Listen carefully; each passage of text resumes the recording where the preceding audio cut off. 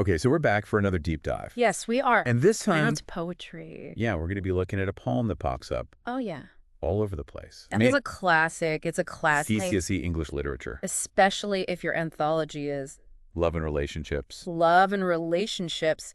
You were almost guaranteed to bump into this poem, Yes, you are. which is Seamus Heaney's Follower. This is the one. And I think it's such a great poem to pick for this anthology because it really gets you thinking about a very specific kind of bond Yeah. that between A father and son. Mm. And it's not just about that kind of, lovey-dovey affection. It's about something much deeper. Yeah. Yeah. Yeah, it's looking at that admiration that a son often feels for his father, especially in those early years. Especially when your dad seems totally, You you know. know? Especially when maybe he can do things that you can't, Exactly. and you're just desperate to kind of... Grow into those shoes? Yeah. Yeah. So what we're going to be doing today is looking at how Heaney shows us this changing relationship between this father and son. Yeah. And we're going to explore those feelings that are in there. The admiration, as we said, Yeah. but also that desire to follow in his father's footsteps. Yeah. And then this really interesting shift Yeah, the dynamic changes. that happens towards the end, Yeah. Yeah. which I think is what makes it so powerful. Really gets you thinking about how those roles within families change over time. Right, and that's something that's going to keep cropping up as you look at other poems in this anthology. Definitely, that whole idea of family dynamics and how they evolve is a big theme. So Follower kind of sets us up It's a brilliant starting point. nicely for thinking about those bigger ideas. Absolutely. So where do we begin with this one then? Well, I think it's always good to start with those opening lines Yeah. to see how the poem kind of sets the scene. Okay. So the poem begins, "My father worked with a horseplow." And I think that my is really important right from the start because it makes it so personal. It's like we're right there with the speaker. Exactly. It draws you straight into his memories. And mentioning the horseplow, I mean, that's such a specific image. It is. It immediately tells us we're in this rural world. Yeah, we're in the countryside, we're on a farm, Exactly. we're kind of a million miles away from, city life or... Yeah, definitely a different pace of life. Yeah. And then we get this amazing description. Go on. His shoulders globed like a full sail strung between the shafts in the furrow. I love that comparison. It's so powerful, isn't it? Saying his shoulders were like a full sail strong. It just gives you this instant sense of his strength. And skill. Yeah, like his dad is this, massive... Force of nature, almost Yeah. like a ship, in full sail. Yeah. That kind of power and purpose. And the way Heaney uses the sounds there, shoulder, sail, Yeah. is so smooth. Yeah, it creates this feeling of effortlessness. Like he's just gliding through the work. It's almost like a dance, the way he describes it. And then, just to remind everyone, this is a simile. Of course. When you compare two things using like or as. Which is what he's doing with the shoulders and the sail. Yeah, and it creates such a strong image. It really helps us visualize the father. This seems huge. Huge. Yeah, definitely larger than life, at least through the son's eyes. And I think that's what's so interesting, isn't it? How these early lines really emphasize the father's expertise and how the young son, He's in awe of him. yeah, just completely in awe. Mm. And I think that's partly because of the language Heaney uses. Oh, yeah, the words he chooses are so deliberate. What do you mean? Well, he uses all these really specific farming terms right from the get-go. Oh, yeah. Like Words like shafts, furrow, wing, sock, sod. head rig, exactly. These are not words that you use every day unless armor. you're a farmer. Yeah. So what do you think that does for the poem?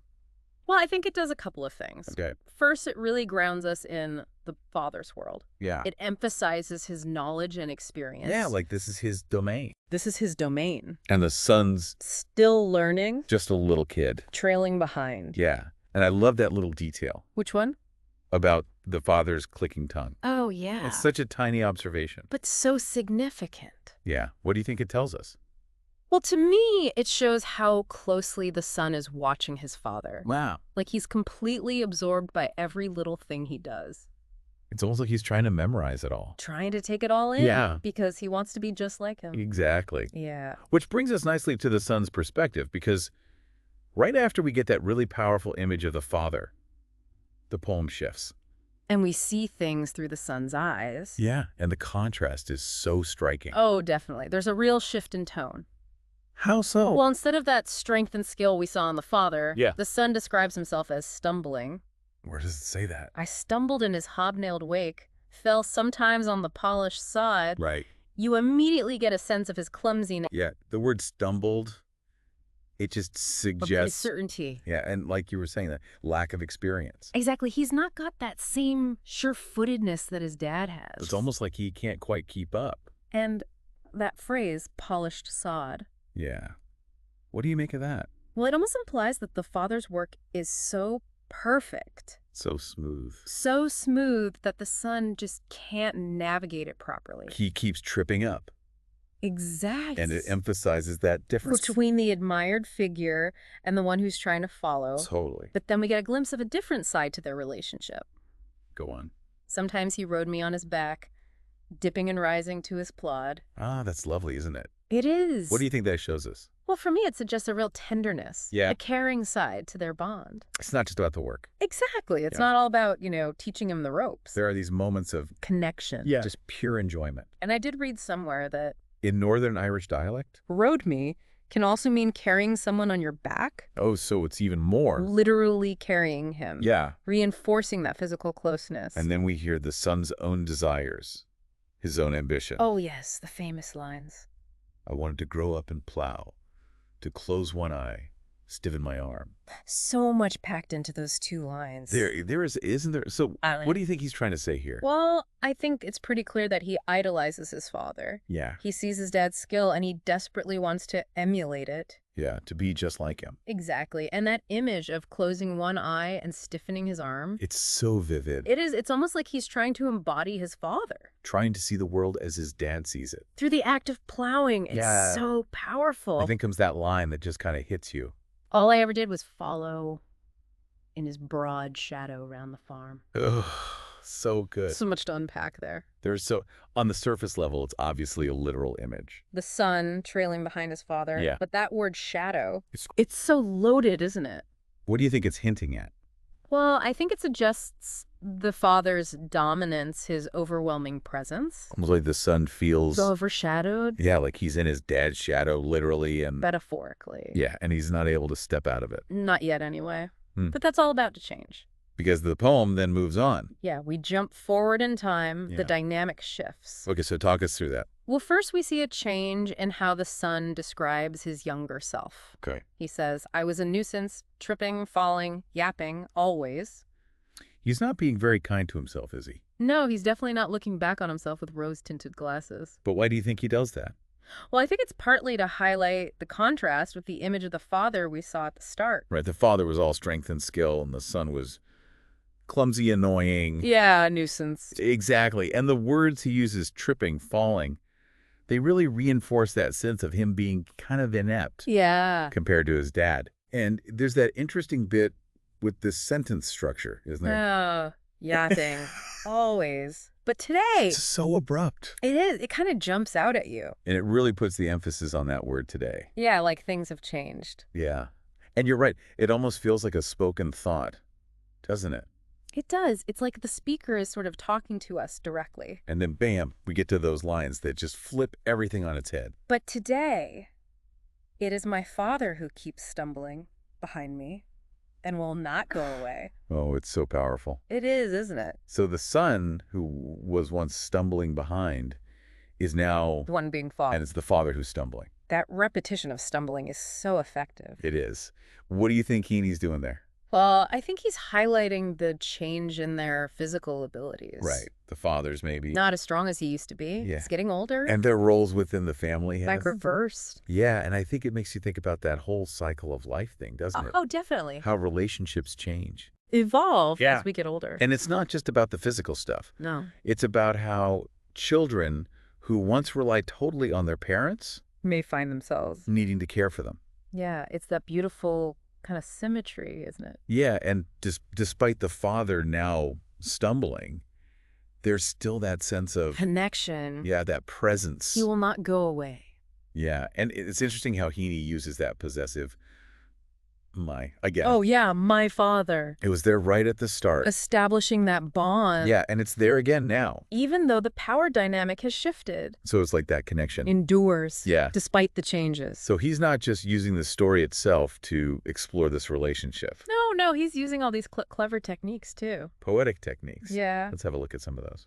Okay, so the first thing that jumps out at me is the first-person perspective, Right? We're hearing everything through the son's eyes. which makes it feel so personal and intimate. Yeah, like we're right there with him, reliving these memories. Exactly. And then there's the structure of the poem, those four-line stanzas, For trains, out train. and the ABIB rhyme scheme. Creating that lovely sense of rhythm and regularity. Right. So those quatrains and the rhyme scheme, what do you think they're doing to the poem? Well, I think that solid structure with its consistent rhyme and rhythm contributes to this feeling of stability, Okay. maybe reflecting the enduring nature of that father-son bond. Yeah, like even though their roles have changed. That connection remains. Oh, okay. And the rhythm you mentioned. Yeah, it's mostly iambic tetrameter. Right. So that Lines that generally have 8 syllables with an alternating unstressed and stressed beat. yeah, and it creates that kind of Steady pulse. yeah. Like a heartbeat. But it's not perfectly smooth all the way through, is it? No, you're right. There are moments where it shifts. And the rhyme scheme. It's a mix of perfect rhymes and slant rhymes. So perfect rhymes where the sounds match exactly. Like strung and tongue. And slant rhymes. Where the sounds are close but not identical. Like plow and follow. yeah. What do you think those different types of rhyme could be doing? Well, some people might argue that the perfect rhymes symbolize the father, Okay. this figure of strength and seeming perfection. In the son's early memories Exactly. and the slant rhymes. They could represent the son himself, Okay. maybe his feeling of being slightly out of sync. Not quite measuring up to his dad. Yeah. I like that. And those moments where the rhythm changes. Yeah, where it feels a bit different. They could be hinting at some underlying tensions Ooh, interesting. or complexities in the relationship. So on the surface, it seems straightforward. But There's more going on beneath the surface, yeah. as always with poetry. Okay, so we've got the rhyme scheme, the rhythm. What else is Heaney doing here? Well, he also uses quite a bit of consonance. Remind me what that is. It's the repetition of consonant sounds, Okay. like the K sound and sock pluck clicking. Yeah, I see. It creates this percussive effect. Yeah. And it could also be mirroring the hard physical work of farming. Yeah, I see. It gives a sense of the effort involved, And then there's the imagery. which is so crucial in this poem. And we've got that really strong sense of place, haven't we? We have all those references to the countryside. Horses, land, sod, furrow. It really paints a vivid picture of rural life. Yeah, and it roots this relationship in a very specific context. Absolutely. And it's not just rural imagery, is it? No, there are those subtle hints of the sea as well. Oh, yeah, like when he compares his dad's shoulders to a sail. Exactly. Or the phrase rolled over. What do you think Heaney's doing by bringing in those nautical images?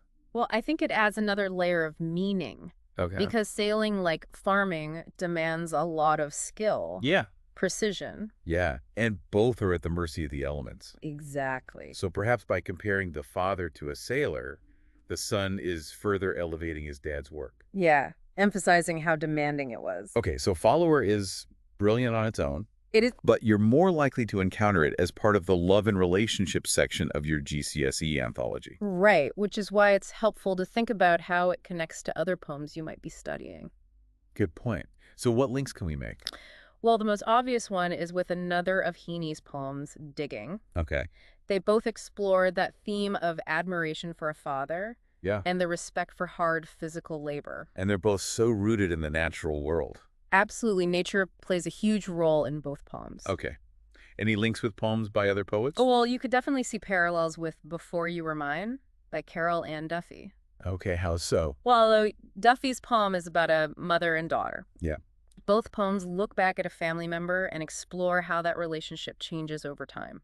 Okay. Yeah, I can see that. And there's Climbing My Grandfather as well. What's that one about?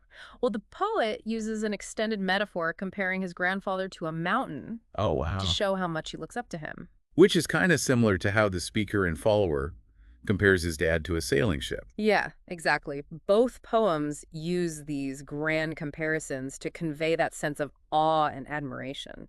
Okay, so those poems kind of have a similar vibe. They do. What about poems that show a different side to family relationships?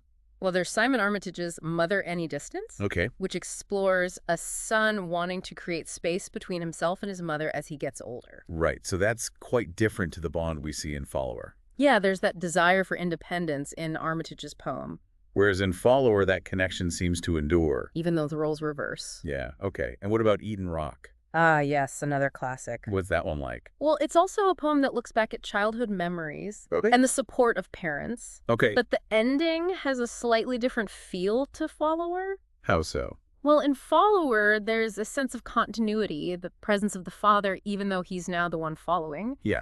Whereas Eden Rock leaves things a bit more open-ended. So it's good to think about those different approaches to exploring family. Okay, so to wrap things up, what are the key things we should take away from this deep dive into Follower?